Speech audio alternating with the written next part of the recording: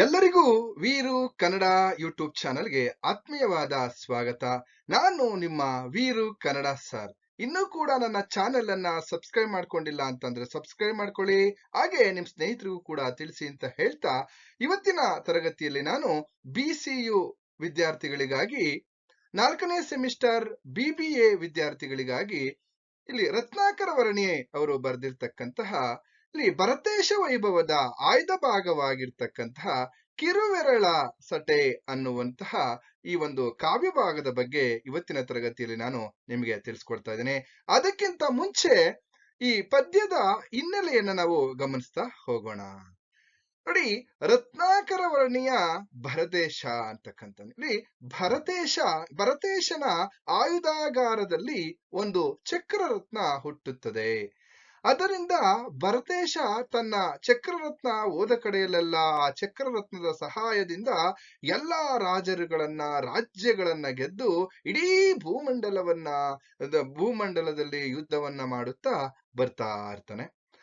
ಬರ್ತಾ ಇರ್ತಕ್ಕಂತಹ ಸಂದರ್ಭದಲ್ಲಿ ಆ ಚಕ್ರರತ್ನ ಭರತೇಶನ ತಮ್ಮನಾಗಿರ್ತಕ್ಕಂತಹ ಪೌದನಾಪುರದ ರಾಜಧಾನಿಯಾಗಿರ್ತ ಇಲ್ಲಿ ಎಲ್ಲ ಒಂದ್ ಕಡೆ ಆ ತಮ್ಮನ ರಾಜಧಾನಿಯಾದಂತಹ ಪೌದನಾಪುರದ ಹತ್ತಿರ ಬಂದು ಚಕ್ರರತ್ನ ನಿಂತ್ಕೊಳ್ಳುತ್ತೆ. ನಿಂತ್ಕೊಂಡಂತಹ ಸಂದರ್ಭದಲ್ಲಿ ಆಗ ಭರತೇಶ ಯೋಚಿಸ್ತಾನೆ, ಈಗ ನಾನು ನನ್ನ ತಮ್ಮನ ಮೇಲೆ ಯುದ್ಧವನ್ನ ಮಾಡಬೇಕಲ್ಲ ಅಂತ ಯೋಚಿಸ್ತಾ ತನ್ನ ಸೈನ್ಯದೊಂದಿಗೆ ಬಿಡಾರದಲ್ಲಿ ಮಲಗಿರ್ತಾನೆ. ಮಲಗಿದಂತಹ ಸಂದರ್ಭದಲ್ಲಿ ಇಲ್ಲಿ ಯಾರೋ ಇಬ್ಬರು ಸೈನಿಕರು ಕೆಲವೊಂದು ಮಾತುಗಳನ್ನ ಹಾಡ್ತಾರೆ. ಅದರಿಂದ ಹೇಗೆ ತನ್ನ ತಂತ್ರಗಾರಿಕೆಯನ್ನ, ತನ್ನ ಬುದ್ಧಿಶಕ್ತಿಯನ್ನ, ತನ್ನ ಸಾಮರ್ಥ್ಯವನ್ನ ಹೇಗೆಲ್ಲ ಉಪಯೋಗಿಸ್ತಾನೆ ಭರತೇಶ ಅನ್ನೋದನ್ನೇ ನಾವು ಮುಂದುವರೆದ ಈ ಒಂದು ಪದ್ಯ ಭಾಗದಲ್ಲಿ ಅಥವಾ ಕಾವ್ಯ ಭಾಗದಲ್ಲಿ ನೋಡುವಂತಹದ್ದು. ಹಾಗೇನೆ ಪಾತ್ರ ಪರಿಚಯವನ್ನ ನಾವು ಗಮನಿಸೋದಾದ್ರೆ ಭರತೇಶ ಹಾಗೆ ಇಲ್ಲಿ ಮಂತ್ರಿ ಸೈನಿಕರು. ಈಗ ನಾವು ನೇರವಾಗಿ ಈಗ ಭರತೇಶ ಇಲ್ಲಿ ಮಲಗಿದ್ದಾನೆ ಅಂದ್ರೆ ತನ್ನ ಸೈನ್ಯದ ಜೊತೆ ಅವನು ಇಡೀ ಸೈನ್ಯ ಯುದ್ಧವನ್ನ ಮಾಡಿ ಸಾಕಾಗಿದೆ ಮಲಗಿರ್ತಕ್ಕಂತಹ ಒಂದು ಸನ್ನಿವೇಶ.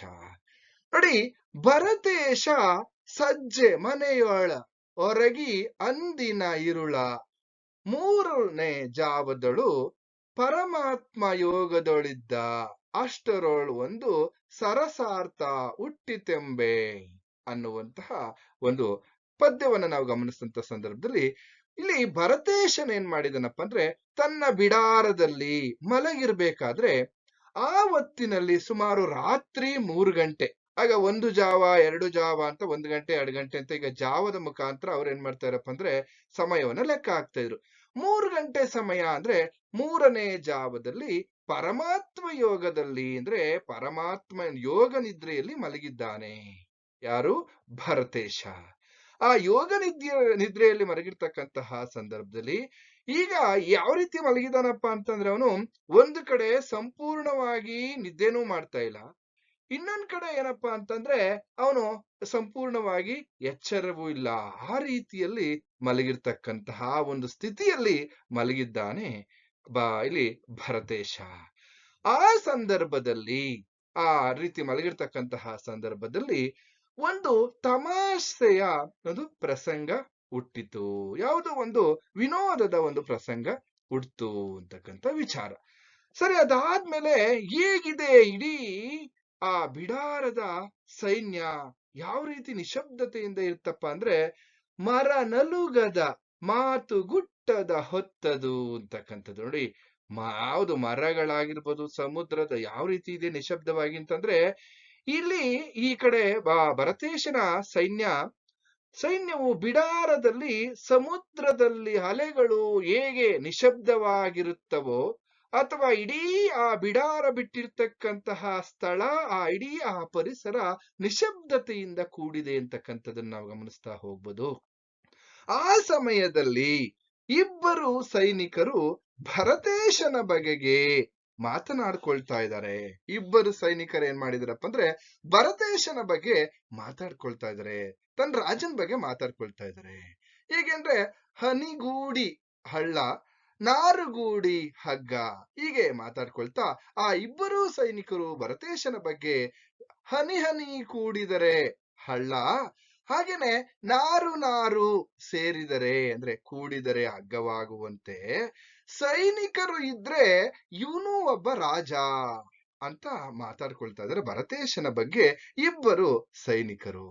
ಸೈನಿಕರಿಲ್ದೆ ಹೋದ್ರೆ ಇವನು ರಾಜನೇ ಅಲ್ಲ, ಇವನು ಕೂಡ ಸಾಮಾನ್ಯ ಮನುಷ್ಯನ ಸಮಾನ ಅಥವಾ ಮಾನವನ ಸಮಾನ ಎಂದು ಈ ಇಬ್ಬರು ಸೈನಿಕರು ಭರತೇಶನ ಬಗ್ಗೆ ಒಂದ್ ರೀತಿಯಲ್ಲಿ ಎಲ್ಲ ಹಗುರವಾಗಿ ಮಾತಾಡ್ಕೊಳ್ತಾ ಇರ್ತಕ್ಕಂಥದ್ದು ನಾವಿಲ್ಲಿ ಗಮನಿಸ್ತಾ ಹೋಗ್ಬೋದು.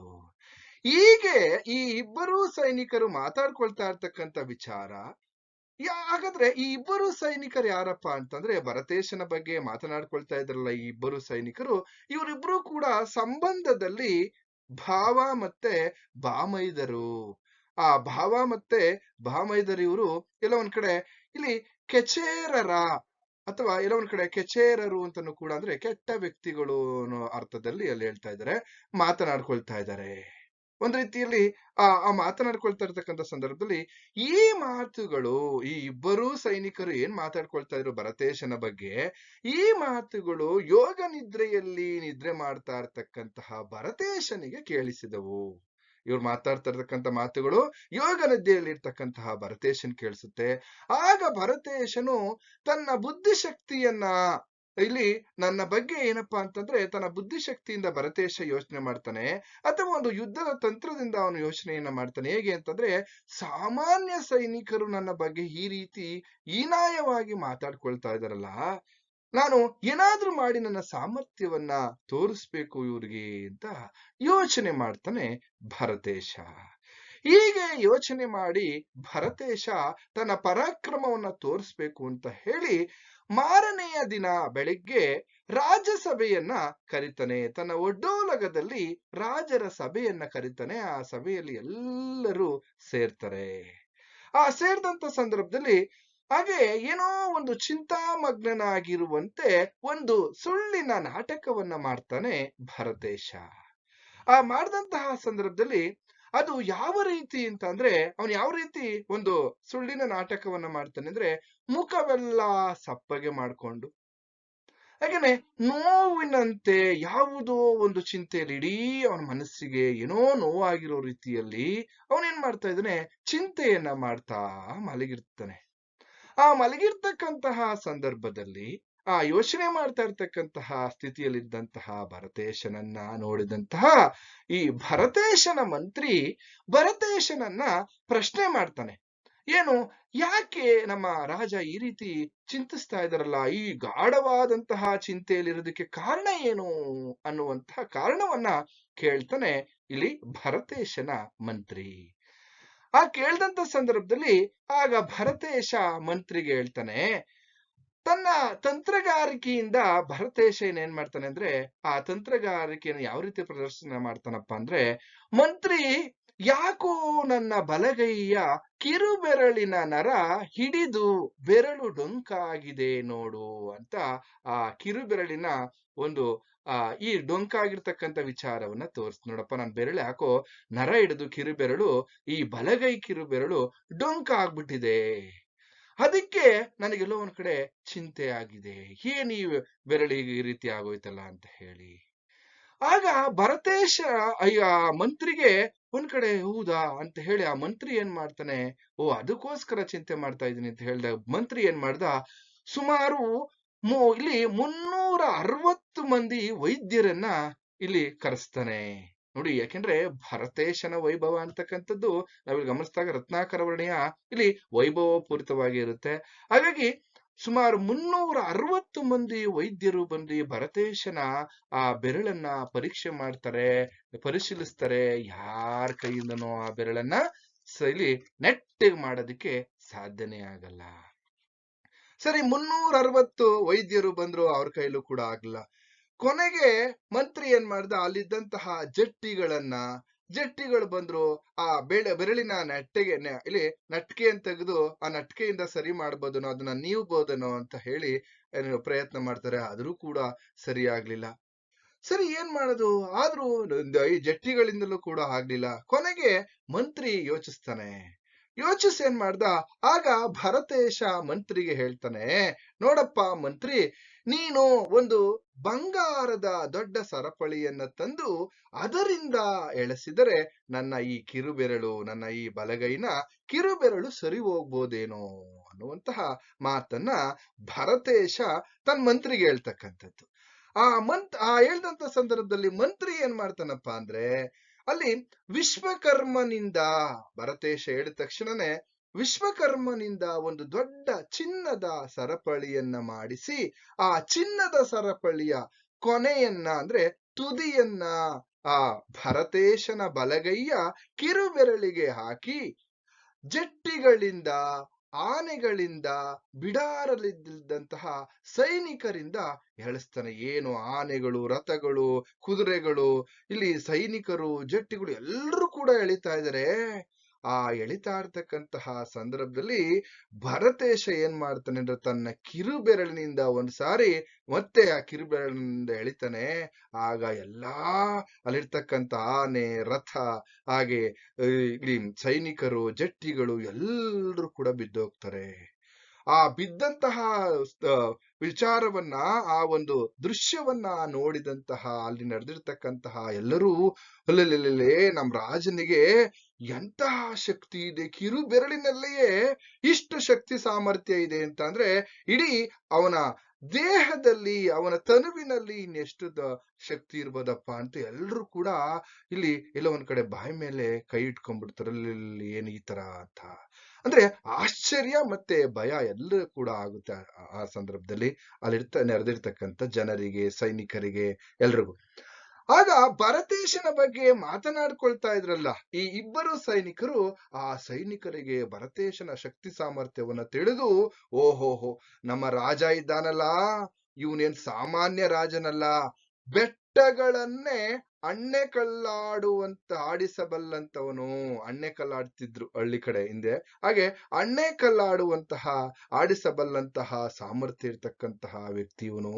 ಸಾಮಾನ್ಯದ ವ್ಯಕ್ತಿಯಲ್ಲ, ಇವನು ಅಸಾಮಾನ್ಯ ವ್ಯಕ್ತಿ ಅಂತ, ಅಸಾಮಾನ್ಯ ಸಾಮರ್ಥ್ಯ ಇರ್ತಕ್ಕಂಥವನು ಅಂತ ಹೇಳ್ತಾ, ಅಲ್ಲಿ ನಾವು ಅವನ ಮುಂದೆ ನಮ್ಮ ಶಕ್ತಿ, ನಾವು ಎಲ್ಲರೂ ಕೂಡ ತೃಣಕ್ಕೆ ಸಮಾನ, ಅಂದ್ರೆ ಹುಲ್ಲಿಗೆ ಸಮಾನ ಅಂತ ತಮ್ಮ ಮನಸ್ಸಲ್ಲಿ ಅನ್ಕೊಳ್ತಾರಪ್ಪ.